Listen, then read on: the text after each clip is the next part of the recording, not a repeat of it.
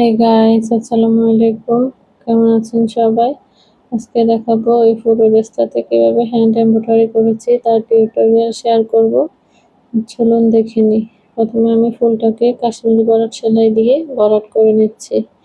একটা বড় ফুল দিয়ে নিচ্ছি, তার উপর দিয়ে ছোট ছোট আরো 3টে ফুল দিয়ে এই ফুলটা সেলাই করে নিচ্ছি। কাশ্মীরি ভরাট সেলাই এত ফিনিশিং সুন্দর আসে, তা না করলে বোঝা যায় না। তারপর মাঝখানটা আমি ফ্রেঞ্চ নট দিয়ে ভরাট করে নিচ্ছি।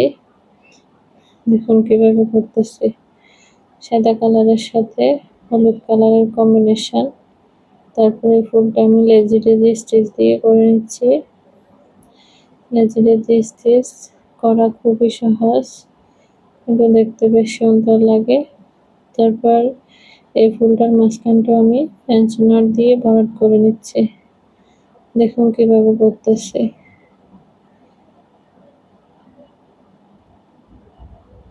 এই ফুলটা ভরাট করা হয়ে গেলে আমি পাতা সেলাইটা করে নিব। ডাল সেলাই, পাতা সেলাই।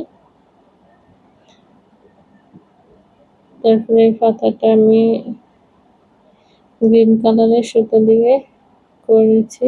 দেখুন কিভাবে করতেছি। এভাবে করে পাতা সেলাই করলে পাতাগুলো ফুলে ফুলে লাগে, দেখতে বেশ দারুণ লাগে। দেখুন কিভাবে করতেছি। এই ফুলটার দুটা পাতায় আমি একরকম ভাবে করে নেব। তারপর ডালটা সেলাই করে নিচ্ছি বড় একটা ফুল দিয়ে, তার উপর দিয়ে আবার ছোট ছোট করে ফুল দিয়ে নিচ্ছি।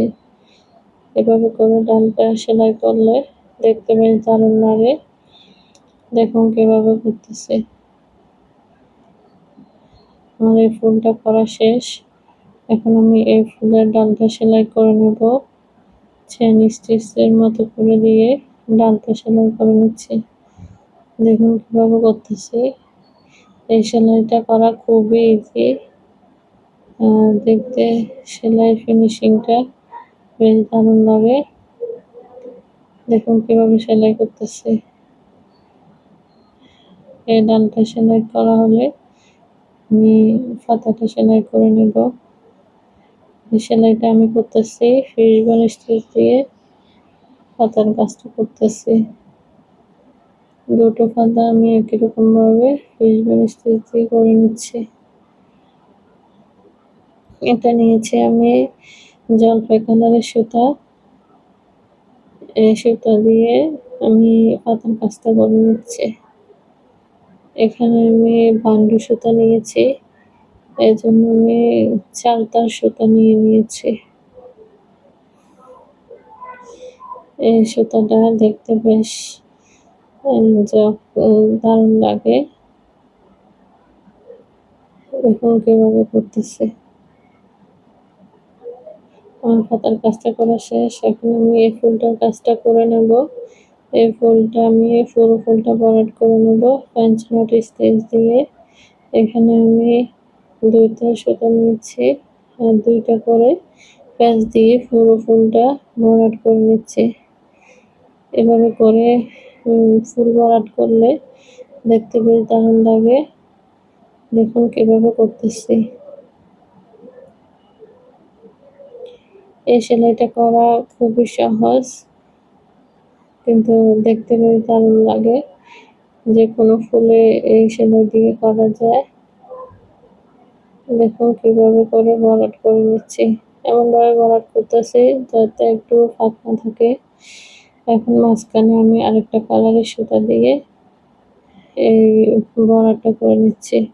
মূলত এই ফুলটা আমি 2 কালারের সুতা দিয়ে করে নিচ্ছি। দেখুন কিভাবে করতেছে।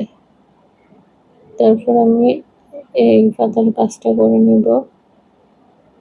এই পাতাটা আমি করতেছি মাছ কাটা ভরাট দিয়ে। দেখুন কিভাবে করতেছি। এভাবে পাতার কাজ করলে পাতাটা দেখতে অনেক দারুণ লাগে। আমি এই জামাটার ক্ষেত্রে যে যতগুলো পাতা আছে সবগুলো পাতা আমি 2টা সেলাই দিয়ে মূলত করে নিচ্ছি।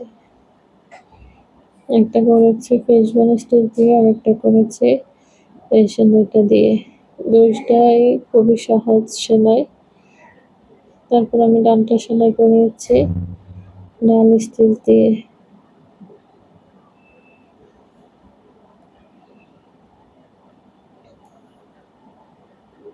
দেখুন কিভাবে করতেছি। ডাল স্টিচটা করা খুব ইজি। তারপরে এই ফুলটা আমি লেজি টেজি স্টিচ দিয়ে করে নিয়েছি।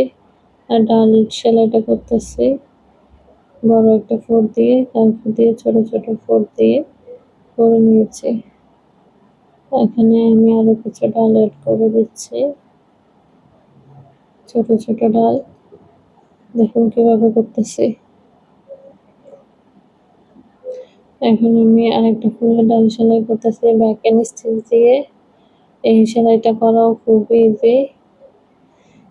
এটা করার পর আমি এর উপর দিয়ে পেঁচিয়ে আরেকটা সেলাই দিয়ে দিচ্ছি। দেখুন কিভাবে করতেছি।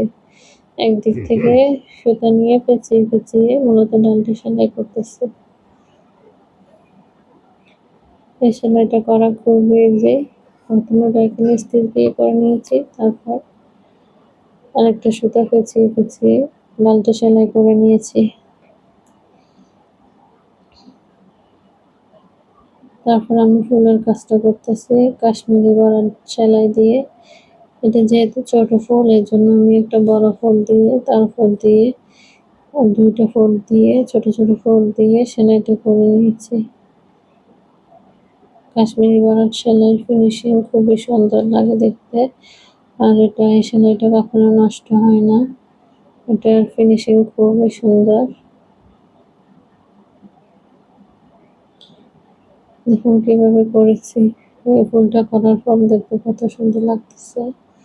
তারপর মাঝখানটা আমি ফ্যান্সি নট দিয়ে ভরাট করে নিচ্ছি।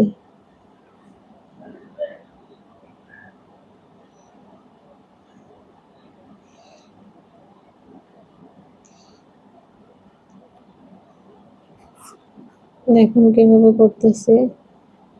পুরো ভরাটটা ফ্যান্সি নট দিয়ে করে নিয়েছি।